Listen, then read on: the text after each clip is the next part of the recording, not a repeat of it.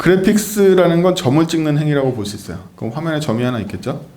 이 그래픽스라는 건요 굉장히 어렵습니다. 어려워서 수많은 서버 개발자들이 복잡한 금융관리 시스템이나 인사 노무 시스템을 짜는데도 그래픽스가 무서워서 프론트엔드로 안 오는 경우가 대부분이에요.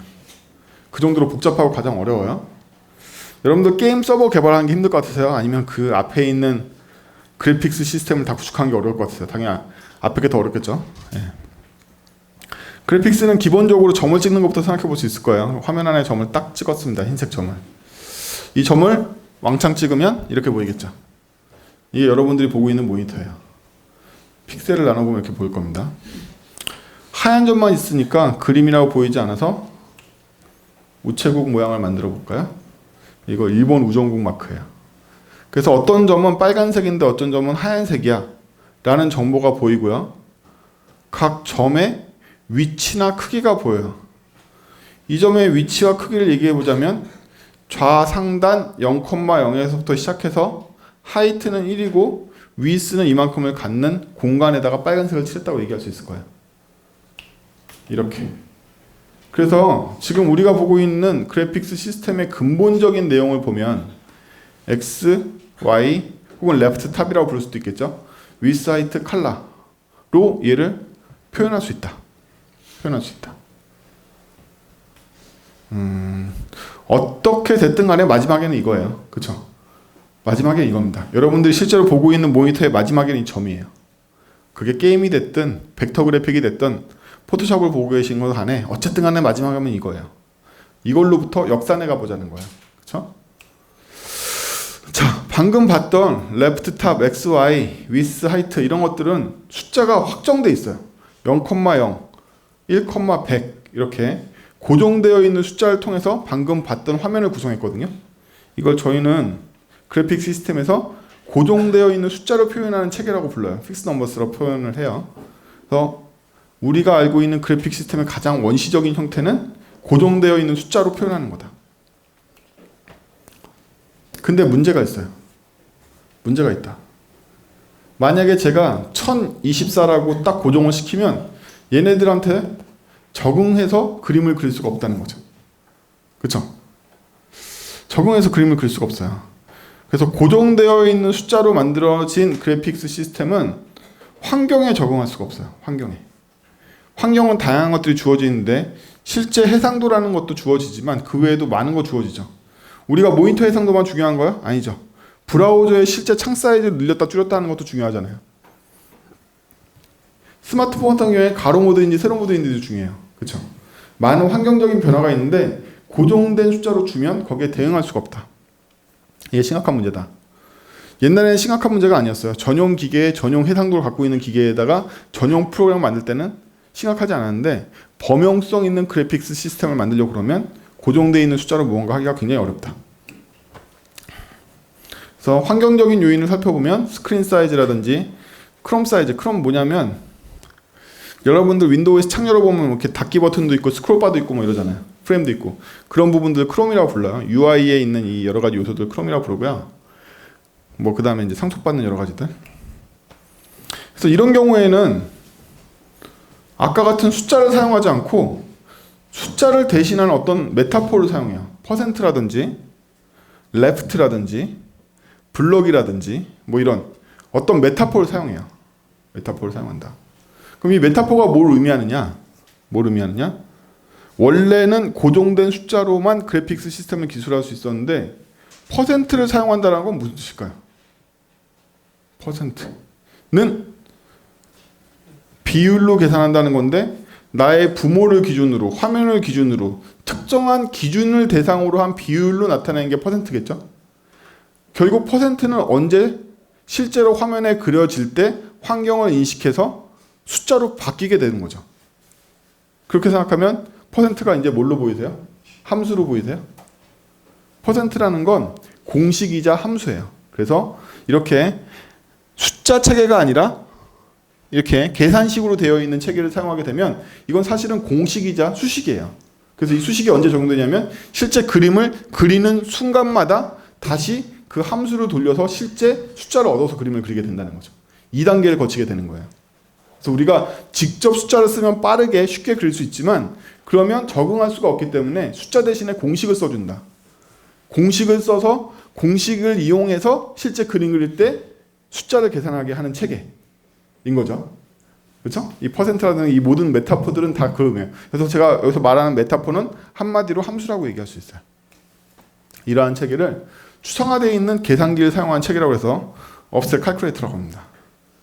그래서 그래픽스 시스템은 원시적인 숫자로 기술하는 그래픽스 시스템을 넘어서서 함수를 통해서 어떻게 계산할지를 기술하는 방식으로 발전돼요. 근데 단지 그것만으로는 이렇게 복잡한 그래픽을 그릴 수가 없죠. 그래서 추상화되어 있는 그래픽스 시스템 체계를 이어받는 공통점을 갖고 있는 애들을 만들어가요. 그렇죠? 그러면 얘네들을 컴포넌트라고 부릅니다. 또한 이 컴포넌트들이 만약에 일정한 규칙과 사용 방법을 지키는 형태대로 구현되어 있다면 얘네들을 프레임워크라고 부르게 돼요. 그래서 그래픽 시스템을 저희가 실제로 노출될 때는 숫자 하나하나를 통제해서 점 찍는 시스템에 직접 노출되는 경우는 굉장히 드물고요. 최소한 칼큘레이트 시스템으로 노출되든지 아니면 더 나아가서 컴포넌트나 프레임워크로 노출되게 돼요. 그렇죠?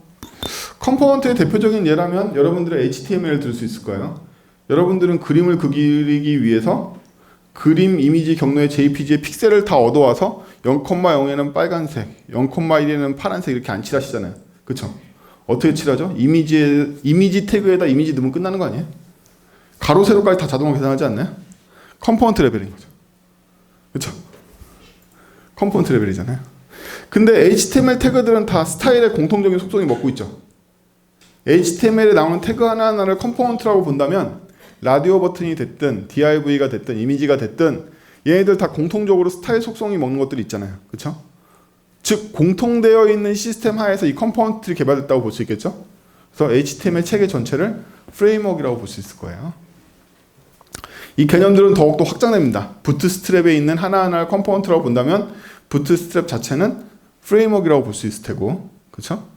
윈도우에 있는 어플리케이션 하나하나들을 컴포넌트로 본다면 윈도우 그래픽스 시스템 전체는 다시 또 프레임워크로 볼 수 있을 테고. 여러분들이 컴퓨터 사이언스에 입문하셔서 첫 번째로 깨달으셔야 되는 점들이 양키 애들은 무언가를 확정적으로 정의하지 않고 언제나 상대적으로 정의를 해요. 그 얘기는 뭐냐면 IE나 크롬 입장에서 윈도우즈는 OS죠. 그쵸? 반대로 윈도우 입장에서 IE나 크롬 같은 브라우저는 응용 프로그램을 부르는 애플리케이션이에요. 그러면 약간 시점을 바꿔서 CSS 파일이나 자바스크립트 파일 입장에서는 어떨까요? 그들 입장에는 윈도우가 보일까요? 안 보여요. 자바스크립트는 이제 브라우저상의 응용 프로그램이 됐고 브라우저는 자바스크립트의 OS 같은 녀석이 된 거죠. 예. 생각을 OS는 OS야, 응용 프로그램은 응용 프로그램이야, 혹은 프레임워크는 프레임워크야 이렇게 보실 필요는 없다는 거예요. 항상 상대적인 관점으로 재평가할 수 있게끔 서양식 문물들은 사고체계가 다 그렇게 변해져 있어요. 저희가 만약에 객체지향 프로그램 한다면 부모를 짜고 자식을 짰지만 자식 클래스가 꼭 자식 클래스는 아니라는 거예요. 손자 클래스 입장에서 보면 부모 클래스겠죠. 그렇죠? 부모 클래스를 할지라도 할아버지 클래스 입장에서는 자식 클래스일 거 아니에요. 항상 상대적으로 평가가 됩니다. 이게 여러분들이 굉장히 받아들이기 어려운 점인데 이 CSS가 됐든 자바스크립트가 됐든 뭐가 됐든 이 컴퓨터 사이언스에 나오는 모든 것들은 다 상대적이에요. 이게 정해져 있지 않다는 거예요. 심지어 하드웨어, 소프트웨어도 정해져 있지 않아요. 어떤 레벨로 보냐에 따라서 기존까지 하드웨어로 보였던 게 소프트웨어로 보이기도 하고 소프트웨어로 보였던 게 하드웨어로 보이기도 해요. 제가 여기 물리적인 카시오 계산기를 갖고 있다면 얘는 하드웨어인가요? 소프트웨어인가요? 근데 얘를 윈도우 응용 프로그램, 계산기 프로그램 바꾸면 얘는 소프트웨어, 하드웨어예요. 뭐 이런 개념이라는 거예요. 그렇죠? 그 전까지 하드웨어, 소프트웨어가 확정적이고 고정적이라고 생각하셨다면 이것도 얼마든지 개념에 따라서 바뀔 수 있는 내용들이에요. 계산기라는 실체는 하드웨어냐 소프트웨어냐의 문제가 아닌 거죠. 그렇죠? 소프트웨어로도 구현할 수 있고 하드웨어로도 구현할 수 있으니까. 심지어 그런 레벨도 마찬가지인데 여기 나오는 애들도 다 마찬가지겠죠? 누구 단계에서 보냐에 따라서 어떤 애의 프레임워크가 어떤 애한테는 컴포넌트로 보일 거고 어떤 애의 컴포넌트가 어떤 애한테는 프레임워크로 보일 거란 말이에요. 그 얘기들은 첫 시간이니까 차근차근 진행하면서 더 얘기하도록 하죠. 근데 지금까지는 저희가 그래픽스 시스템을 얘기했잖아요. 그래픽 시스템 한마디로 뭘까요? 점 찍는 방법이라고 생각하시면 돼요. 점 찍는 방법. 어렵지 않습니다. 그래픽스는 점 찍는 방법이다. 하지만 렌더링 시스템은 전혀 달라요. 렌더링 시스템. 렌더링이라는 말은요, 그래픽스에서만 쓰는 건 아니에요. 예를 들면 데이터베이스의 내용을 JSON으로 렌더링 해줘 라는 말도 써요. 대체 렌더링이란 뭘까요? 렌더링이라는 건 어떠한 대상이 있으면 내가 원하는 모습으로 다시 그려내는 걸 다 렌더링이라고 합니다. 일반적으로 보다 구체적이고 시각적인 형태로 바꿔주는 걸 다 렌더링이라고 불러요. 근데 꼭 시각적일 필요는 없어요. 예. 예를 들면 우리가 복잡한 주파수 패턴이 있는데 칼만 필터를 정해서 예쁘게 바꿔놓은 것도 렌더링이라고 그래요. 사람이 보다 인식하기 쉽거나 기계가 보다 인식하기 쉽거나 혹은 우리 목적에 좀 더 부합하게 바뀌거나 우리가 웹사이트에 로고를 막 쌌는데 로고 파일이 1기가야. 보기가 너무 힘들어. 구글 애널리틱스에 올렸더니 예쁜 그래프 하나로 보여줘. 이것도 렌더링이라고 부른단 말이에요. 그렇죠? 그럼 여기서 말하는 렌더링은 그림을 그리기 위한 데이터를 어떻게 그림으로 바꿔냈는가에 대한 얘기예요.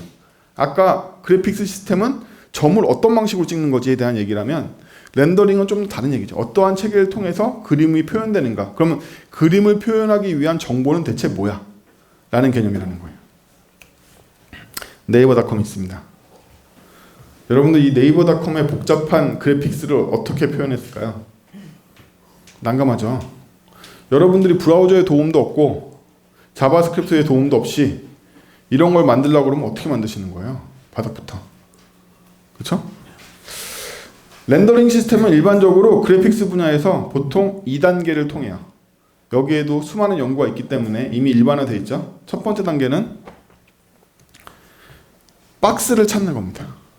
일단 영역을 나눠요. 땅 따먹기를 먼저 하는 거죠. 이렇게 지형을 나눠주는 거예요. 여기는 서울, 여기는 대구, 여기는 부산 이렇게. 그래서 우리는 이거를 지오메트리 칼큘레이터, 지오메트리가 지형 지물이라는 뜻이거든요. 지오메트리를 먼저 계산해 줍니다. 예, 그래서 어떻게 영역이 나눠져 있는지를 먼저 계산을 해요. 그리고 나서 색칠을 해요. 색칠합니다. 색칠하는 과정에서 하나하나 칠하는 그 대상을 저희는 프래그먼트라고 불러요. 단편, 조각이라는 뜻이에요. 왜 픽셀이라는 단어를 안 쓰느냐? 픽셀이라는 단어가 중립적이지 않기 때문에 그래요. 여러분들 핸드폰 말인데 일반적으로 핸드폰에서 HTML 구현하실 때 뷰포트를 스케일로 맞추면 해상도 640을 떨어져 나오거든요. 요즘 폰들은. 근데 그러면 진짜로 여러분들 핸드폰에 픽셀 해상도가 640, 점 640개로 돼 있을까요? 훨씬 더 많죠. QHD니 뭐니 이렇게 해서. 그럼 그때 1픽셀은 뭐예요? 실제 물리적인 화소 4개가 모여서 1픽셀인 거 아니에요? 막 계산해보면? 레티나의 원리가 그거잖아요. 저희가 폰트 12로 영어를 썼는데 왜 이렇게 예쁘게 나와? 폰트 10이지만 12 공간 안에 점이 엄청 많이 들어있으니까 예쁘게 나온 거잖아요. 그럼 그때 픽셀은 뭐야? 상대적인 개념인 거죠. 저희는 이걸 픽셀 레티오라고 불러요. 픽셀의 비율이라고 부르거든요. 그래서 픽셀이라는 단어가 중립적이지 않다. 그림을 그리는데. 근데 우리는 중립적인 단어가 필요해. 왜?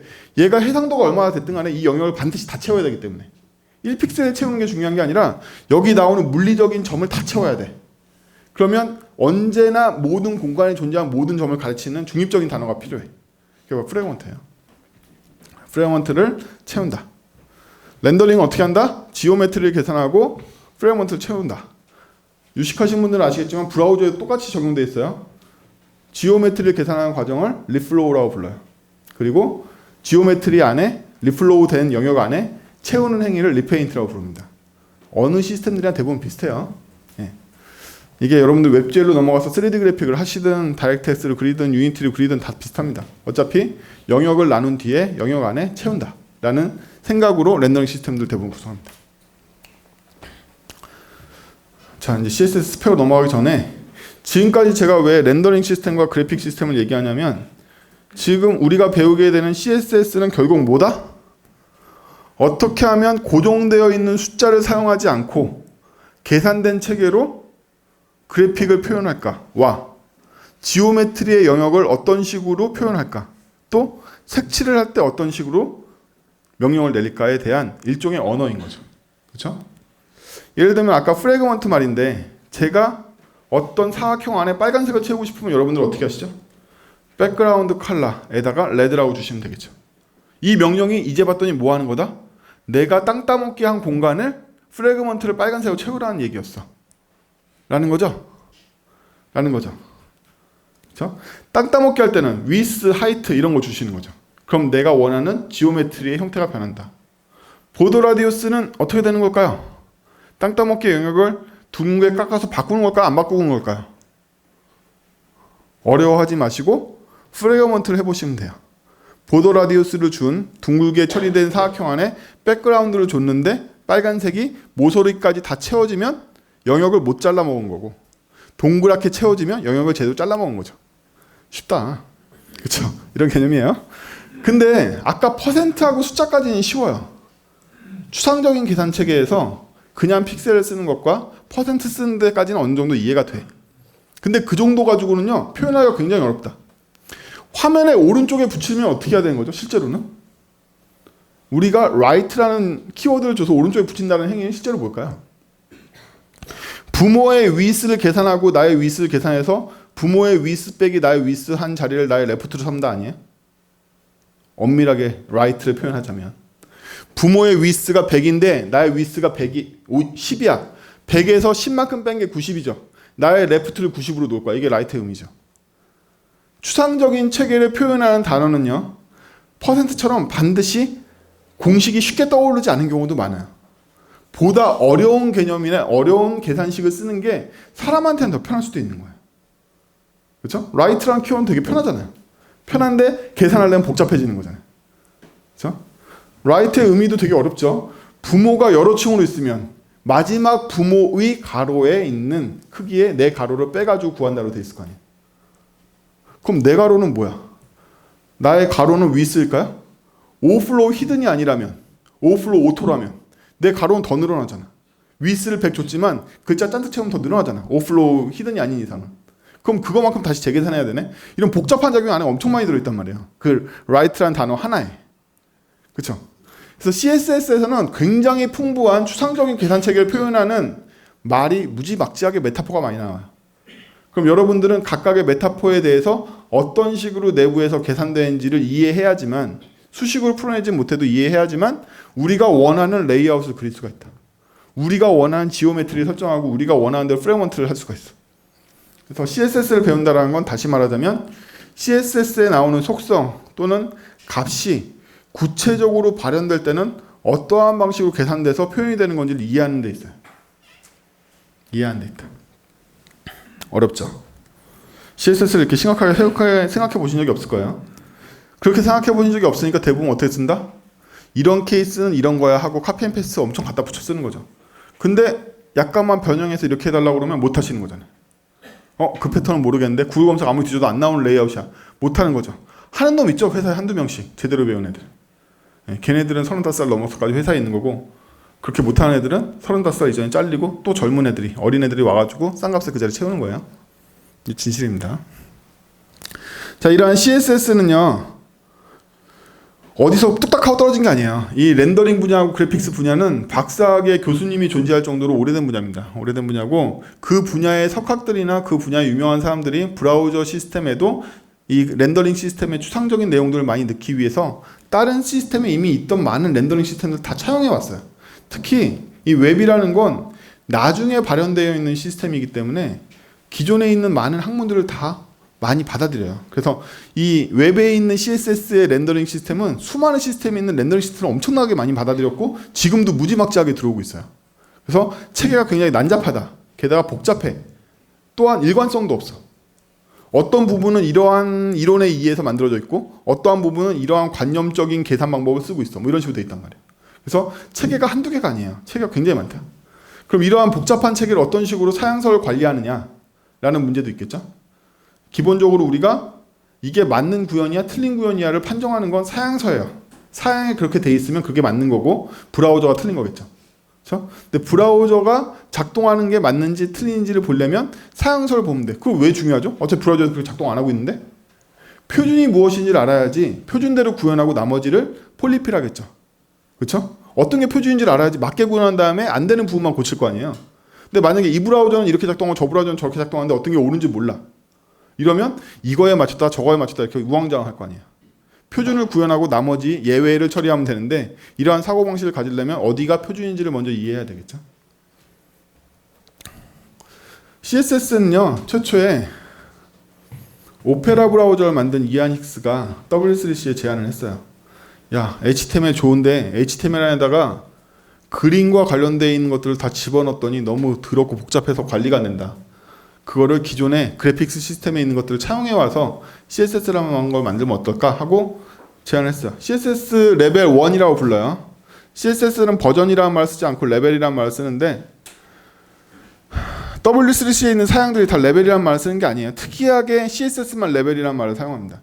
레벨 1 단계에서 CSS는 고작 A4 한 장짜리예요. 사양이 그거밖에 없어요. 그래서 거의 할 수 있는 게 별로 없죠. 예.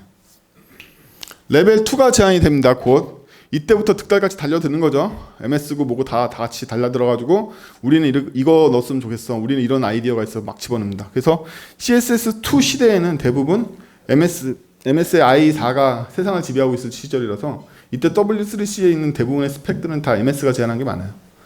그래서 거의 i6의 스트릭트 모드가 완벽하게 호환되는 게 레벨 2죠. 근데 레벨 2에서 한 가지 재밌는 사실이 일어났어요. 야, CSS는 그림에 대한 건데 그림에 대한 거를 하나의 스펙으로 관리하는 건 무리인 거 아니야? 라는 얘기가 나온 거죠. 그래서 CSS2 스펙 안에 관심 분야별로 모듈이라는 시스템을 넣어서 사양을 모듈별로 관리하자 라는 아이디어가 제창이 된 거예요. CSS는 다양한 기능을 갖고 있다고 그랬잖아요. 렌더링 시스템이니까 윈도우에 있는 렌더링 시스템, 뭐 X 윈도우에 있는 렌더링 시스템, 맥에 있는 렌더링 시스템 5만 가지 다 가져왔거든요. 너무 많은 거예요. 분야가 너무 많으니까 하나의 단일 사양으로 관리하기 너무 어려워. 그래서 사양을 쪼개가지고 따로따로 관리하는 거예요. 그게 바로 모듈의 개념입니다. 그래서 이 시점에 CSS 레벨 2가 발표되면서 레벨 2에 있는 각종 사양들이 모듈화되어 있어요. 그러면서 CSS 레벨 2.1이 발표됩니다. 레벨 2.1을 기준으로 CSS에 있는 모든 모듈들이 다 2로 딱 고정이 됐어요. 이 시점에. 그래서 여기까지는 CSS 레벨이라는 게 존재하는 단계예요. 그래서 여기까지 나와 있는 모듈들을 보면 뭐냐면 다 CSS 2.1 사양이라고 불러도 되는 것들이에요. 사양이. 근데 여기서 이상한 일이 하나 생겼어요.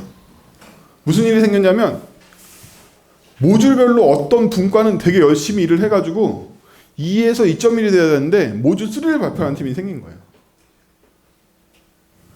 모듈 3를 발표하는 팀이 생긴 거예요. 그래서 나중에 깨달은 거죠. 표준사양위원회에서. 어떤 스펙은 굉장히 많이 활발하게 연구돼서 버전업이 자주 되는 거에 비해서 어떤 사양은 벌써 거의 확정적이라서 레벨이 올라갈 일이 없구나 라는 걸 깨닫게 된 거죠. 그렇죠? 그렇게 됐다고 생각하면 CSS 3 레벨 3라는 건 나올 수 있을까요? 없을까요?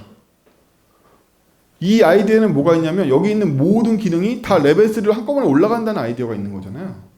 그렇지 않다는 거예요. 어떤 그래픽 시스템은 고전이기 때문에 확정적으로 더 이상 레벨업 될 게 없고 어떤 건 발전 중이기 때문에 계속 레벨업 될 게 있는 거란 말이야. 그래서 CSS 2.1 이후에 CSS 3로 가는 게 불가능하다는 사실을 깨달았어. 표준사양위원회에서. 그래서 CSS 2.1의 사양들을 쫙 보면 2.1 때 이미 여기가 레벨 2잖아요. 레벨 2잖아요. 여기 있는 모듈이 다 레벨 2예요. 근데 2.1 때 이미 얘네들은 레벨 3가 됐어요. 모듈이. 흔히들 우리가 CSS 3라고 부르는 건 뭐다?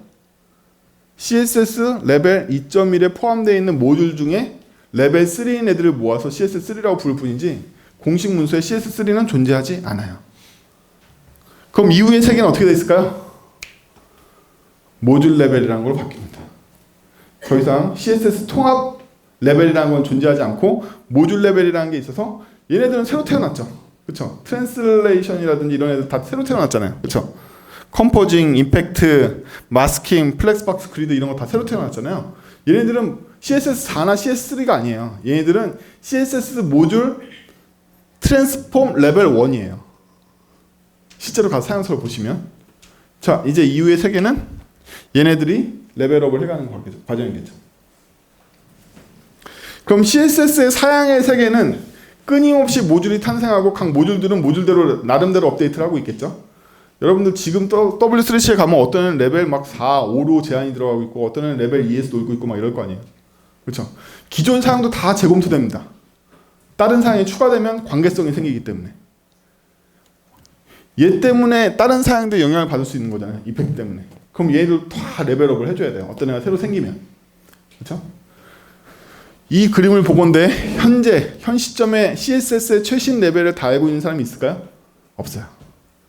없겠죠? 그렇죠? 이게 바로 CSS의 세계입니다. CSS가 난잡하고 어렵고 브라우저마다 다 특이하게 동작하는 이유는 MS가 일을 안 해서가 아니다. CSS가 사양이 있다고 생겼기 때문에 브라우저 제조사가 전부 다 최신을 따라가는 게 굉장히 힘든 거죠. 하나의 공통된 사양으로 진행되지 않기 때문에 이 특성을 이해하셔야 돼요. 이 특성을 이해하고 브라우저가 트랜스폼을 지원해 한다고 끝나지 않는다는 거예요. 트랜스폼 레벨 1을 지원하고 있겠지. 레벨 2도 지원하나? 이렇게 봐야 된다는 거예요. 어디까지를 못 쓸 때. CSS 셀렉터 스펙이 있죠. 브라우저 셀렉터 스펙은요. i8에도 있어요. 근데 i8에서 쓸 수 있는 셀렉터의 스펙은 레벨 1이야. 근데 크롬에서 쓸 수 있는 혹은 i11에서 쓸 수 있는 건 레벨 2거든요. 다 모든 사양이 다 레벨을 따로 갖고 있다. 이게 현재 CSS의 스펙인 거예요. 여러분들이 어떤 스펙이 궁금하면 W3C에서 레커멘데이션 레벨을 보시면 돼요. 어디까지 갔는지. 그거에 따라서 굉장히 사양이 틀리다. 자, CSS 스펙 보는 법. 스펙 보는 법이래요.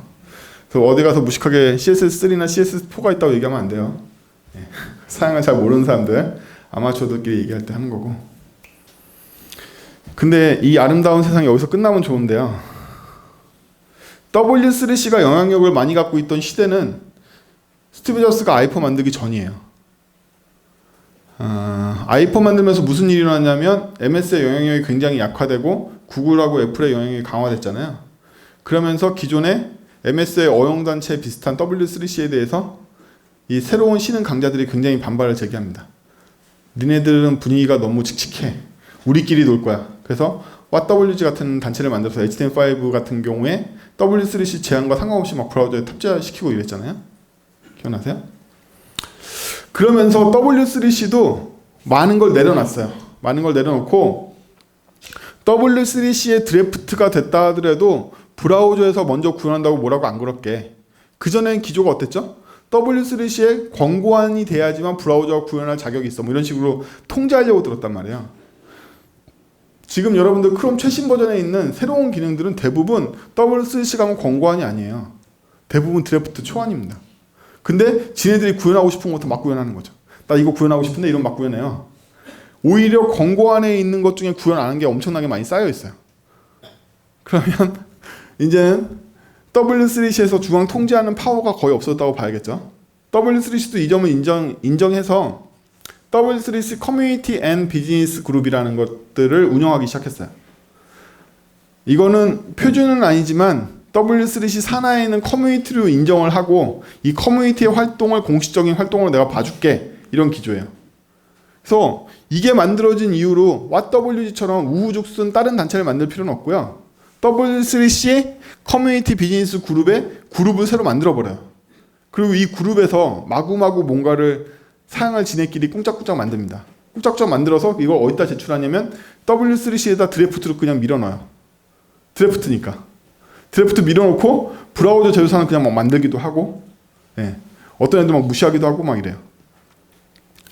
그러면 여기에 구글, 애플, 삼성 같은 애들이 모여가지고 여기에다가 지네가 원하는 그룹 하나 만들어가지고 그 그룹에서 지네가 만든 스펙들 같이 지네끼리 꿍짝꿍짝 사양 맞춘 다음에 삼성 브라우저에 넣고 구글 브라우저에 넣고 사파리에 넣어버리면 끝난단 말이에요. 실제로 이렇게 돌아가요, 현재. 그래서 이 중에서 CSS랑 굉장히 관련이 깊고 영향력이 있는 단체들이 몇 개 있는데, 그룹이 몇 개 있는데, 그 그룹 중에 WICG라는 데랑 RICG라는 데 있는데, RICG는 지금 거의 WICG한테 먹혔거든요. WICG가 왜 이렇게 파워가 셀까요? 당연히 구글이 주축 멤버라서 그래요. 그래서 WICG에서 나오는 이 여러 가지 제안들은 크롬에 먼저 반영되고 그 다음에 W3C에다 드래프트를 제출할 정도예요. 나쁜 놈들인 거죠. 쟤네들 크로님에서 하고 싶은 것들 해가지고 대충 만든 다음에 드래프트 그냥 던져놓고 관심도 없어. 드래프트가 어떻게 되는지. 네, 이런 사양들 때문에 현재 브라우저 스펙을 이해하려면 이제는 W3C 스펙만 가지고 보는 것들로 안 된다. 더 많은 단체들과 더 많은 기업 어용 단체들에서 만들어내는 다양한 스펙들이 실제 브라우저에 반영되고 있어요. 제 생각에 올해 안에 W3C에 있는 레코멘데이션 중에 미구현되어 있는 CS 사양이 반영될 가능성은 거의 없거든요. 그럼에도 불구하고 이런 데서는 드래프트밖에 없는데도 얘네들은 거의 다 반영되고 있어요. 실제로 구현한 즉시 다 반영되고 있거든요. 그래서 오히려 최신 브라우저 트렌드는 이런 쪽에 있지 않을까라는 생각도 해요. W3C는 거의 최신 스펙의 입장에서 보면 그냥 드래프트 쓰레기통 정도로 보여요. 실제로는 좀 그런 감이 있습니다. 그래서 이 스펙의 변화나 표준을 지정하는 방식의 변화도 여러분들 예의 주시할 필요가 있어요. 여기까지 기본적인 배경 지식이었죠. 뭐 있었죠? 그래픽스 시스템, 렌더링 시스템, 스페시피케이션. 이 세 가지는 기본적인 배경 지식이었고요. 앞으로 여러분들이 CSS를 항해해 가는데 기본적인 베이스가 될 수 있는 내용이에요. 이제부터 진짜 CSS 세계에 들어와 보죠. 오늘 배울 건 노멀 플로우라는 걸 배울 건데요. 노멀 플로우라는 건 고유 명사입니다. 일반 명사 아니에요. CSS에 공식적으로 등장하는 고유 명사입니다. 노멀 플로우. 일반 흐름이라고 해석하시면 안 돼요. 알겠죠? 여러분들 노멀 플로우는 단어를 모르시는 거예요. 오늘 노멀 플로우라는 단어를 처음으로 배우시게 되는 거죠. 양키 학문의 두 번째 문제점. 첫 번째 문제점은 뭐죠? 확정적으로 정의하지 않고 상대적으로 정의한다는 게 문제라고 그랬죠. 누구한테? 동양인한테 문제예요. 동양인은 화학과 이 조화를 중심으로 해서 뭔가 이렇게 확정을 지으려고 그래. 우리 아빠는 우리 아빠 이렇게. 걔들은 그렇게 하지 않는단 말이지. 맨날 이혼하고 그러는데 이 새끼들이 두 번째 문제점이 뭐냐면 고유 명사를 일반 명사로 정의한단 말이에요. 이 새끼들이. 여러분들은 컴퓨터 사이언스 배울 때 두 번째 조심하셔야 될 게 이게 일반 명사 같다라고 보시지만 사실은 전부 다 고유 명사다. 얘네들은 고유 명사를 끊임없이 만들어내지 않아요. 일반 명사한테 고유 명사 의미를 부여해버려. 그러니까 영어 사전 찾으면 그 단어의 뜻이 그렇게 많은 거야. 어? 대표적으로 도메인이라는 단어를 볼까요? 도메인을 머글들한테 물어보면 뭐라고 대답할까요? 일반인한테 얘기하면 뭐라고 할 것 같아요? 인터넷 도메인 얘기할 것 같아요? 우리 집 마당. 보통 영역 마당이라는 뜻이에요. 그 우리 집 마당 얘기할 때 도메인이라고 얘기한단 말이에요. 그랬던 일반 명사가 우리한테는 인터넷에 IP를 대신한 이름이라는 고유 명사를 쓰이고 있죠. 이때 도메인은 마당이라는 뜻의 그 단어가 같이 차용되고 있는 게 아니고 그냥 고유 명사 도메인이란 말이에요. IP를 이름으로 부를 때 쓰는 이름 체계라는 이름의 도메인이란 말이야. 근데 이 새끼들 이때 고유 명사 새로 안 만들고 그냥 도메인을 갖다 쓴단 말이에요. 프로토콜을 머글한테 물어보면 뭐라고 그러죠? 의정서, 합의서, 계약서 이렇게 얘기한단 말이에요. 우리가 알고 있는 프로토콜과 다르죠? 그럼 우리가 알고 있는 프로토콜 계약서야? 계약서로 번역해야 돼? 미친. 아니죠. 고유명사입니다. 마찬가지. 노멀 플로우도 일반 명사로 보이지만 다 고유명사예요. 그래서 이 양키 학문을 배우실 때는 이 일반 명사처럼 보이는 고유명사들을 인식하는 훈련을 굉장히 많이 하셔야 돼. 노멀 플로우는 한국말로 번역이 안 돼. 고유명사라서. 도메인 한국말로 번역 안 돼. 왜냐하면 영역으로 번역할 수 없으니까. 도메인이거든요, 걔가. 그래서 이게 영어 번역서를 보시면 야, 이 새끼는 조사만 바꿨나 이러지만 그 말이 사실은 일반 명사가 아니기 때문에 번역하기 굉장히 까다로운 거예요. 고유 명사라서. 매칭되는 한국어도 없거니와. 그렇죠? 자, 노멀 플로우는 뭐냐면 CSS 2.1 스펙에 보면요. 오래된 스펙이죠. 2.1 스펙에 보면 비주얼 포매팅 모델이라는 그 문서가 있어요. 어떻게 화면에 비주얼하게 화면에 보이는 것들을 모델링, 이 포맷을 모델링 할 것인가. 여기에 보면 포지셔닝 스키마 앤 노멀 플로우라는 단어가 나옵니다. 이때 노멀 플로우라는 단어가 공식적으로 언급이 돼요. 가만히 있어요. 이때 포지션이 뭐냐? 포지션 보면 아까 우리 그래픽스 시스템에서 추상적인 계산책에 배웠죠. 포지션이라는 건 어떤 지오메트리의 레프트 탑을 결정할 때 사용하는 추상적인 의미 체계예요. 응? 포지션이라는 건 뭐다? 어떤 지오메트리 영역에 x, y, 레프트, 위스, 하이트를 결정할 때 추상적인 위치를 결정하게 하는 어떤 시스템을 얘기해요. 응? 이미 더 이상 숫자로 안 할 거기 때문에 이 계산 방법에 따르면 스태틱이라는 포지션이 있고 렐러티브라는 포지션이 있고 앱솔루트하고 픽스드하고 이너리트라는 포지션이 있어. 이런 모델이 있다는 거예요. 이 각각 이제 뭘로 보이세요? 계산 공식으로 보이셔야 돼요. 이제부터. CSS에 나오는 속성이 보이면 이건 전부 다 계산 공식이나 계산하는 어떤 컨텍스트구나 이렇게 생각하시면 돼요. 그러면 저희가 포지션을 스태틱으로 줬을 때 그 안에 들어가는 애들의 레프트 탑을 계산하는 방법이 다르고 렐러티브로 줬을 때 계산하는 방법이 틀릴 테고 뭘로? 픽스드 넘버로 바꿀 때 계산 방법이 틀려진단 말이에요. 계산식이란 말이지 이게 전부 다. 그렇죠? 근데 노멀 플로우는 어디에만 적용되냐면 포지션이 스태틱일 때랑 렐러티브일 때만 적용이 돼요. 얘네들은 노멀 플로우에 들어가지 못한다.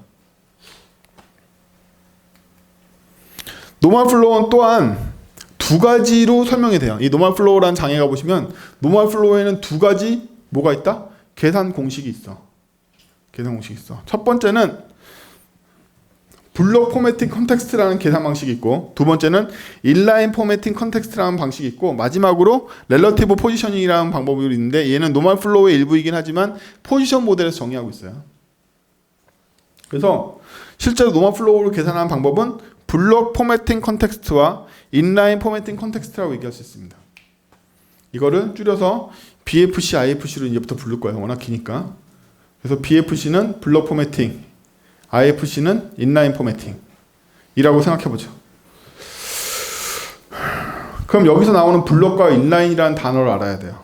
블록과 인라인. 블록과 인라인도 고유명사예요. 이제부터 블록이라는 건 뭐냐면 부모의 가로 길이를 가득 채운 한 줄을 의미한다라고 생각하시면 돼요. 이제부터 블록은 무조건 가로를 다 먹어. 얼만큼? 부모만큼 다 먹어. 이게 블록이야. 따라서 블록이라는 말이 나오자마자 가로를 다 먹는다. 가로 다 먹어. 한 줄을 다 먹는 거예요. 한 줄을 다 먹는 행위를 블록이라고 부릅니다. 블록 포매팅 컨텍스트는 당연히 한 줄을 다 먹을 때 어떤 식으로 계산하는가에 대한 얘기인 거고, 블록이 한 줄을 다 먹으니까 얘 x는 언제나 0이죠. 얘 위스는 언제나 부모의 위스겠죠. 고민할 필요가 없네요. 그러면 블록 포매팅 컨텍스트에서 고민해야 될 유일한 건 뭐죠? 다음번 블록이 나올 때 y 자리가 어디야? 만 신경 쓰면 되겠네요. 계산 방법이라면서. 어디죠? 첫 번째 블록 컨텍스트의 하이트가 두 번째 블록 컨텍스트의 y 값이 되는 거죠. 이런 공식이에요. 이런 단순한 공식이야. 두 번째 블록 요소는 첫 번째 블록 요소 하이트가 떨어진 위치에다 그려야 돼 라고 지시하는 거라고. 세 번째 녀석은 첫 번째 하이트, 두 번째 하이트를 합친 자리가 얘의 y 값이 될 거야.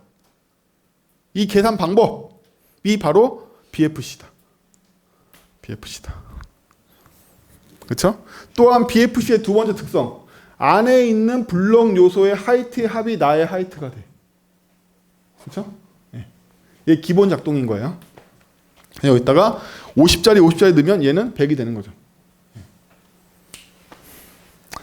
근데요, IFC는 인라인이잖아요. 인라인은 한 줄을 다 먹지 않고 나의 컨텐츠 크기만큼 가로를 차지한다 라는 개념이 첫 번째 있고요. 그럼 저는 원래부터 글자를 세 자 쓰면 세 자만큼 가로를 먹을 테고 다섯 자 쓰면 다섯 자만큼 가로를 먹을 거란 말이에요. 또한 동시에 그 다음번 요소의 IFC는 어디에 X가 결정된다? 첫 번째 IFC 요소의 가로 길이만큼 떨어진 자리에 X가 결정돼. 그렇죠? 여러분들이 진짜 브라우저 같은 도움 안 받고 진짜 이 시스템을 만든다고 생각하면 계산해야 될 거 아니에요. 그렇죠? 얘를 어디다 그릴지 계산하는 방법이 얘 위스만큼을 더해줘가지고 여기 x를 잡아가지고 그린단 말이야. 그 다음번 요소는 이 위스 더하기 위스한 게 그 다음번 요소의 x가 되겠죠. 이렇게 그려야 된단 말이야. 이 계산하는 방법인 거예요. 근데 얘네들은요, 인라인 요소의 위스의 합이 부모의 위스를 넘어가면 다음 줄로 내려가는 기능이 있죠. 그렇죠? 이것도 다 IFC에 포함되어 있는 공식이에요. 얘가 여기서 이 밑으로 내려간 이유는 인라인 요소의 위스의 합이 부모의 위스를 넘었기 때문에 밑으로 내려가는 거예요. 그럼 얼만큼 내려와야 되지? 지금 인라인을 구성하고 있는 요소 중에 가장 하이트가 큰 애가 라인 하이트가 돼서 라인 하이트만큼 y 값이 내려온다 라는 공식을 포함하고 있어요. 이게 당황스럽겠지만 여러분들이 컴퓨터라고 생각을 해보자는 거예요. 여러분들이 컴퓨터고 여러분들한테 제가 HTML 주고 연습장에다 그림을 그려봐 이렇게 시키면 여러분들 어떻게 그릴 거냐는 거야. 어떻게 그리는지를 설명하는 공식, 그 원리, 그게 바로 BFC, IFC라는 거야. 여러분들이 아무렇지도 않게 HTML 작성하면 이렇게 그려질 거라고 생각했던 이거 있잖아요. 이거를 여러분들한테 제가 HTML 주고 어떻게 그려지는데 말로 설명해봐. 그럼 지금 제가 설명한 대로 설명해야 된단 말이지. 얘가 블록 요소니까 블록 요소의 하이트 밑에다가 내가 그 다음번 블록 요소를 그릴 거야. 얘는 인라인 요소니까 인라인 요소 끝나는 자리에다 인라인 그릴 거야. 이 다음 줄은 얘네들 중에 가장 큰 애의 높이만큼 떨어뜨린 곳에다 그 다음 줄을 시작할 거야. 어디? 0에다가. 그렇죠? 이런 개념이란 말이에요. 그러면 여러분들 베이스라인이라는 말 들어본 적 있는지 모르겠는데 인라인을 구성하는 한 줄에 있는 애 중에 제일 큰 애가 있으면 걔를 기준으로 나머지 애들을 밑에 맞출래, 위에 맞출래, 가운데 정렬할래, 뭐 이런 세로축 정렬이라는 개념이 생긴단 말이죠. 그렇죠? 그런 개념이 생겨요. 그것도 베이스라인도 다 인라인 안에 있는 시스템인 거죠. 그렇죠? 뭐 그래요.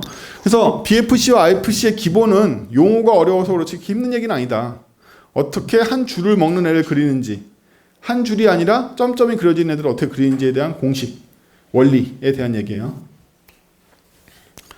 근데 IFC 영역이 생겨나도요, 블록이 오면 즉시 IF 영역이 종료되고 다음번 블록 요소가 만들어집니다. 여기 IFC들을 열심히 인라인 요소들 넣고 있다가 이 블록 요소를 딱 집어넣는 순간 여기가 BFC 영역에서 IFC 영역이 격리한 상태로 다시 그 다음번 블록 요소가 들어가게 된단 말이에요. 그리고 또 다른 BFC 영역을 개설하거나 뭐 또 다른 IFC 영역을 개설하거나 이렇게 되는 거죠. 자, BFC를 볼까요? BFC를 보면 지금 위스 500에 박스 하나, 그 다음에 밑에 또 박스 하나, 뭐 그렇죠? 이렇게 그려지는데요. 그렇죠? 얘는 특별하게 위스를 안 줬으니까 부모기를 다 먹었겠죠. 파란 애는. 근데 빨간 애는 제가 500이라고 명시해서 500만큼 먹었잖아요. 근데 얘 블록이잖아요. 어? 빨간 애는 블록이잖아요. DIV는 기본은 블록이거든요. 블록이기 때문에 이 옆에 공간이 있는데도 이 밑으로 내려온 거죠. 여지껏 당연하게 보셨던 이거 바로 이건데, 얘가 위스가 여기까지 먹었다는 뜻은 그림을 그리는 지오메트리의 프래그먼트 영역이 여기라는 뜻인 거지, 실제로는 여기까지 먹는다. 얘는 여기까지 차지한 거예요. 왜? 블록 요소니까. 아까 블록 요소의 정의를 뭐라고 그랬죠? 부모의 위스를 다 먹는다고 그랬잖아. 그러면 얘는 원래 여기까지 다 먹는데 프래그먼트의 영역만 여기로 결정된 거죠. 그렇죠? 예, 여러분들이 위스를 얼마나 주든 간에 여긴 못 써요. 블록이기 때문에. 예? 이게 블록이에요. IFC에 볼까요? IFC에 제가 위스를 200 주고 A를 막 찍었어요. 그러면 200이면 여기서 끝나야 되는데 DIV가 뚫고 여기까지 DIV가 커진단 말이에요. 뚫고. 그건 물론 DIV가 사이즈를 오토로 줬기 때문에 그래요. 오토로 줬기 때문에 그렇지만 얘는 IFC인데 인라인 요소인데 왜 아래로 안 내려가고 부모의 위스를 넘어가면 안 되는데 왜 넘어가지 않고 뚫고 가냐 이거지. 그렇죠? 이거를 만약에 제가 엔터를 치게 만들려면 처음부터 A를 끊어놓으면 얘는 그림이 이렇게 그려져요. 200에 맞춰서. 그렇죠? 왜 A를 붙여놓으면 뚫고 나가고 A를 띄워놓으면 제대로 그려지냐는 거야. 암묵적으로 HTML이 그림을 그릴 때 공백 문자가 없는 문자를 하나의 IFC 섹션으로 보는 거죠. 여러분들이 엔터가 됐든 스페이스바가 됐든 공백을 주는 순간 얘는 하나의 스판 태그처럼 하나의 인라인 요소가 된 거예요. 이렇게 두면 이만큼의 하나의 인라인의 위스를 갖게 된단 말이죠. 그래서 얘를 이렇게 표현하고 싶으면 공백 문자를 삽입해야 돼. 공백 문자를 삽입하기 싫으면 얘한테 특별한, 이 DIV한테 특별한 속성을 줘야 돼요. 이 안에서 더 이상 이렇게 붙어있는 문자를 하나의 인라인으로 보지 말고 무조건 네 위스에 맞춰서 뽁뽁해버려. 워드 브레이킹이라고 그러거든요. 워드 브레이크를 줘야 돼. 워드 브레이크를 주지 않으면 기본적인 HTML 동작은 공백 문자가 없는 연속된 문자열을 하나의 인라인으로 본다. 라는 게 안에 내장되어 있기 때문에 얘가 뚫고 나오는 거예요. 그렇죠? 그래서 뚫고 나오는 게 싫으면 워드 브레이크를 주는 이유인데, 있나? 워드 브레이크 없지, 백. 워드 브레이크라는 속성을 주는 이유가 이 공간 안에서는 공백 문자 없이 붙어있는 문자열도 뭘로 봐라? 하나하나 문자를 인라인으로 처리해라는 뜻이에요. 그렇기 때문에 이게 엔터가 쳐지는 거야, 자동으로. 그렇죠? 경계면에서 갑자기 인라인을 자르는 게 아니라 공백 문자로 원래는 인라인을 분리했는데 공백 문자를 분리하지 말고 워드 브레이크를 주면 그냥 문자 하나하나를 다 인라인으로 보라는 얘기예요. 당연히 더 느리겠죠. 여러분은 브라우저에 전역 속성으로 워드 브레이크를 주면 브라우저가 갑자기 엄청 느려져요. 왜냐하면 그전에는 이 덩어리진 걸 하나의 인라인 요소로 지오메트리로 계산했었는데 워드 브레이크를 주면 거기 글자 하나하나를 다 지오메트리로 잡는단 말이에요. 급 느려진단 말이야. 왜 느려지는지를 이해해야 될 거 아니에요. 그렇죠? 아까 지오메트리를 그려서 거기다 색깔을 칠한다고 그랬는데 지오메트리 영역이 엄청 많아지니까 계산할 게 엄청 많아지는 거잖아요. 그래서 짜증나 워드 브레이크는 일단 그냥 기본을 주자 이러면 브라우저 엄청 느려진단 말이에요. 지금은 이만큼을 하나의 인라인 요소로 봤는데 얘한테 워드 브레이크를 주면 A 하나당 인라인 요소 하나로 본단 말이에요. 엄청 느려지겠죠? 지오메트리 계산할 때. 자, 그게 바로 워드 브레이크를 주면 이렇게 엔터를 안 쳤는데 끊어지는 원리란 말이지. 자, 모르겠네. 제가 수업의 타겟팅이 저는 문서 편집기를 처음 열어보는데 뭐 이런 분들은 아니에요. 그런 분들이 기대하고 오실 수 있는 수업은 아니죠. 왜냐하면 그 수업은 제가 할 필요 없잖아요. 세상에 수많은 생활 코딩을 포함해서 많은 수업들이 다 이걸 커버하지 않나요? 제가 거기까지 내려가서 수업할 필요 없는 것 같아요. 그래서 기본적으로 이런 얘기가 어느 정도는 통할 거라고 생각하는 가정하에 하고 있고, 여러분들 지금 받고 계시는 수업이 제가 딱 정해놓은 가이드라인이라고 생각하시면 돼요. 더 이상 어렵게도 안 가겠지만 이거 밑으로 쉽게도 안 할 거예요. 요 정도.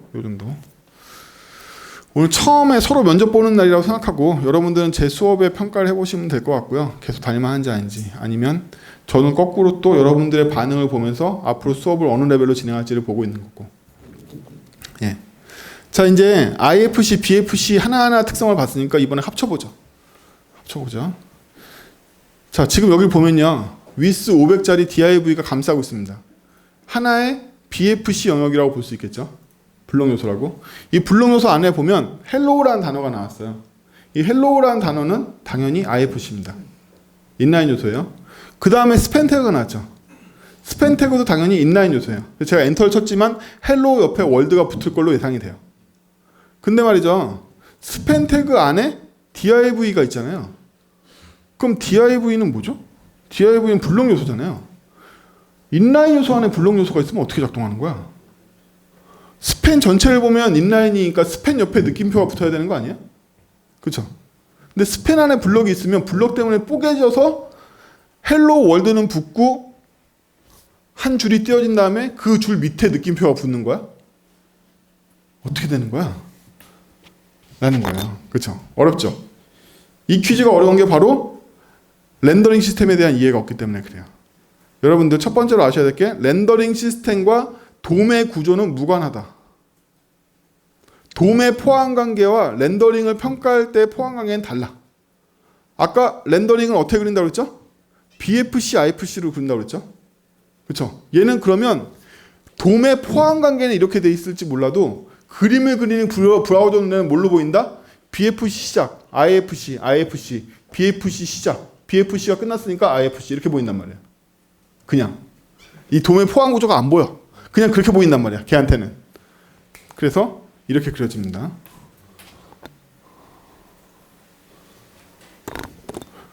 걔는 그렇게 본 거죠. 블럭이 시작됐는데 인라인, 블럭, 인라인으로 보이는 거죠, 그냥. 그렇죠? 그래서 태그의 구조가 렌더링의 구조와 일치하는 게 아니다. 여러분들 이제 너무 작아서 안 보이나? 이쪽도 있어요, 화면이. 네.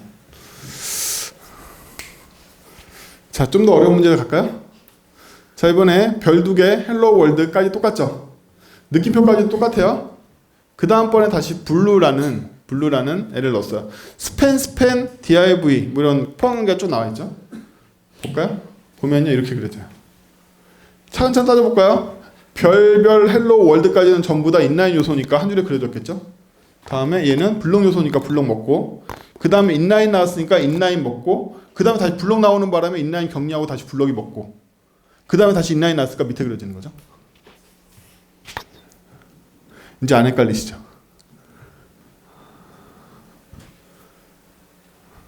여러분 쉬운 게 없어요. 제가 쉬운 게 없다고 그랬잖아요. 진지하게.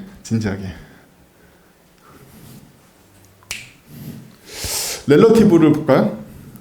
저희가 만약에 스팬 태그에 렐러티브를 주면요, 렐러티브 포지션 모델이 먹게 돼요. 렐러티브 포지션 모델이 먹게 됩니다. 렐러티브는 어떤 모델을 갖고 있느냐? 굉장히 쉬워요. 스태틱으로 그렸는데 상대적으로 위치를 이동시켜.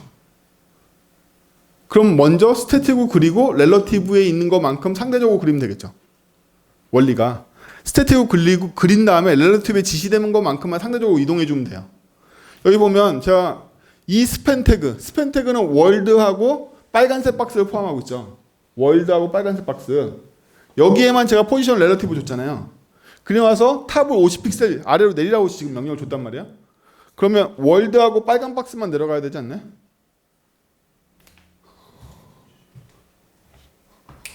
이렇게. 실제 그림은 그려진 거 보면 이렇게 그려진단 말이에요. 월드하고 빨간색만 내려와.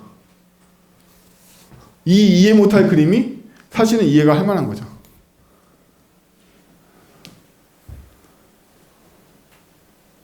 어떻게 그런지 아시겠죠? 노멀 플로우로 먼저 그린 다음에 스태틱으로 그린 다음에 렐러티브에 지시된 것만큼 상대적으로 걔를 이동시키면 돼. 그게 바로 렐러티브의 결과예요. 그래서 이 그림이 복잡하게 보실 필요 없고 여기랑 똑같은데 월드하고 빨간 박스만 렐러티브니까 걔네들만 50픽셀 밑으로 내린 거죠. 네, 걔네들만 50픽셀 밑으로 내린 거예요. 근데 포지션 스태틱과 포지션 렐러티브가 섞여 있으면 무조건 포지션 렐러티브가 스태틱 위로 올라와요. 무조건 써 있습니다, 문서에. 그렇기 때문에 월드와 빨간 게 별도 일부 가리고 파란색도 일부 가리는 위쪽에 올라와 있는 거예요. 무조건 뜹니다. 렐러티브끼리는 Z 인덱스로 경합을 벌이지만 스태틱과 렐러티브가 만나면 무조건 렐러티브가 위로 뜬다. 위로 뜬다. 그러면 이 렐러티브 때문에 박스의 크기가 변하거나 위스가 하이트가 변하거나 이런 일이 일어날까요? 안 일어나요. 얘는 오직 그림만 상대적으로 그렸을 뿐이지 실제로 지오메트리 계산은 어떻게 했다? 죄다 스태틱으로 한 거예요. 스태틱으로 계산한 시점에 이 크기가 다 결정이 됐잖아요. 얘가 렐러티브로 200을 밀든 300을 밀든 하이트가 늘어나지 않는단 말이에요. 얘는 이미 끝난 거야. 여기서 그냥 그림만 띄워가지고 렐러티브하게 그렸을 뿐인 거예요. 렐러티브의 의미죠. 현업에서 렐러티브 써보신 분들도 많이 있을 텐데 렐러티브 뭐냐고 물어봤는데 제대로 대답하신 분 제가 거의 본 적이 없어요. 사실은 되게 쉬운 개념이죠. 굉장히 쉬운 개념. 렐러티브라는 건 스태틱으로 그린 다음에 그 다음에 렐러티브하게 옮겨주면 된다. 여기까지가 뭐였죠? 노멀 플로우. 노멀 플로우랑 고유명사를 설명하려면 이만큼은 다 설명해야 돼. BFC, IFC, 렐러티브. 스펙 문서에 이렇게 써 있어요. BFC, IFC, 렐러티브가 뭐다? 노멀 플로우라는 단어를 어떻게 그 단어가 뭘 의미하냐면 이걸 의미하는 거예요. 여기까지 말했던 제가 이 계산 공식 전체가 다 노멀 플로우인 거예요. 그렇죠? 이 동네에 이만큼이 다 노멀 플로우예요. 이걸 왜 노멀 플로우라는 이름을 붙였냐면 브라우저에서 여러분들이 가장 많이 그림 그릴 때 쓰는 공식이 바로 이거잖아요. 그렇죠? 가장 많이 그림 그리시는 주요 로직이 이거 아니에요? 주요 메타포, 주요 계산 방식. 아, 내가 대충 브라우저 사이즈를 줄이면 글자가 밀려서 내려올 거야. 왜 그렇게 믿고 계세요? 노멀 플로우로 쓰고 있기 때문에 그런 거예요. 그렇죠? 네. 노멀 플로우. 따라서 여러분들이 포지션 앱솔루트나 픽스나 이런 거 주면 노멀 플로우가 더 이상 작동하지 않게 돼서 반드시 윗을 주지 않으면 가로 공간이 확보되지 않는다든지 함부로 글자가 밑으로 내려오거나 하이트가 확보되지 않는다든지 이런 걸 경험하실 수가 있어요. 노멀 플로우 하에서만 자동으로 크기 계산되고 자동으로 하이트 계산되고 위치 자동으로 잡아주는 거지 노멀 플로우로 벗어나면 이러한 혜택이 다 없어지겠죠. 그렇죠? 나는 노멀 플로우를 위해서 포지션 스태틱을 준 적이 없는데 당연합니다. 모든 엘리멘트들은 기본값이 포지션 스태틱이에요. 응? HTML의 모든 엘리멘트는 기본값이 다 포지션 스태틱이다. 그래서 여러분들 따로 준 적이 없는 것 뿐이에요. 저 시계 있었는데 시계 없어. 9시 정각? 플로트가 지옥이니까 5분 정도 쉬고 할게요.